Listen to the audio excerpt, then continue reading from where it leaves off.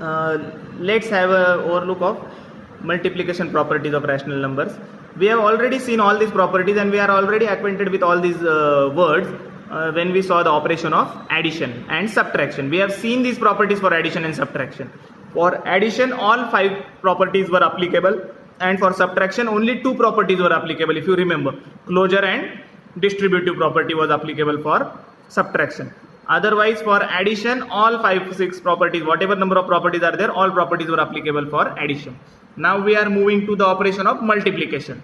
In multiplication also, all the properties are applicable. Let's see the first property, closure property. What closure property states is, if the operands means the number which are operating, if the 2 operands are rational. What does Q mean? It means the set of rationals.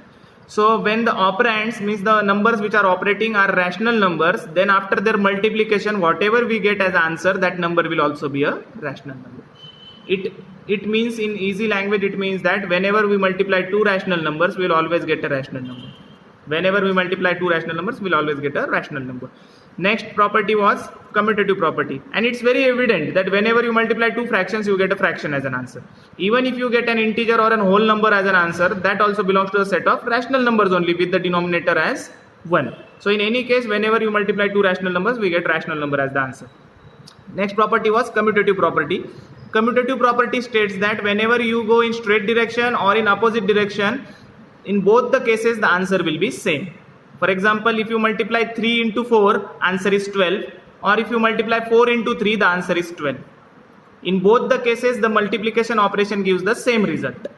Okay, that was the property of commutative property. This property can also be connected to the real life example of going from school to home or home to school. In both the cases, the distance remains same. Next property, associative property. Associative property states that if similar operations are there, like here 2 multiplication operations are there, then you can operate any multiplication operation first. The priority of multiplication operation does not change the value of the answer. This is the property of associativity. Associative property states that the priority is not important. Priority means which operation will be evaluated first. For example, somebody may evaluate this multiplication operation first and then the second multiplication operation. Somebody may evaluate second multiplication operation first and then first multiplication operation. In our textbook, only 2 multiplication operations have been discussed. There may be hundreds of multiplication operations here. Whatever number of multiplication operations may be present, the order of solving them or evaluating them does not change the answer. It does not affect the answer. This is the property of associativity. Okay, we can see it with an example. If you multiply 3 into 4, then multiply by 2, the answer will be 12 multiplied by 2, which will give 24.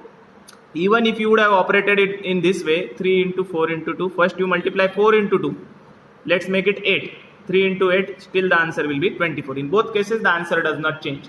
This is a verification, live verification of associative property.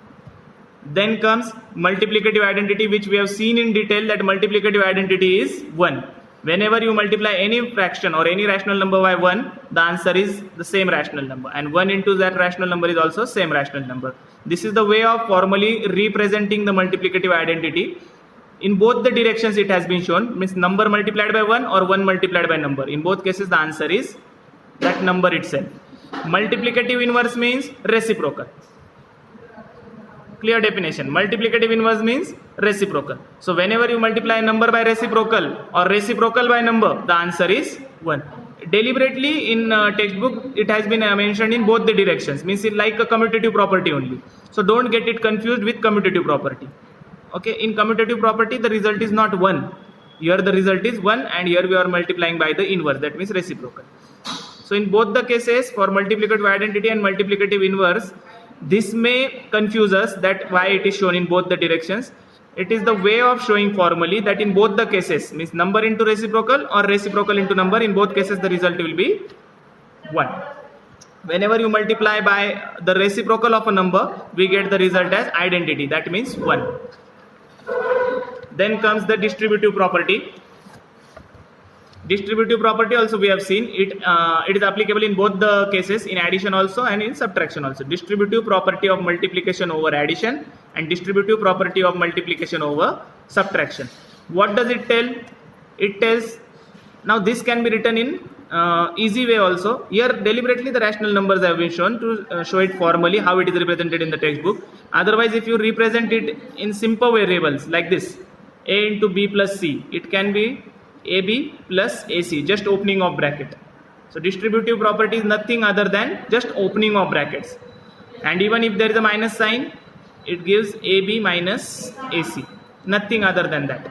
Here only the fractions are there, nothing other than that. Only the fractions may confuse us. Otherwise, it is this and this is nothing different. They both are equal only. Okay. Next video we will see the solving part of exercise 1C and 1D. Okay. Thank you.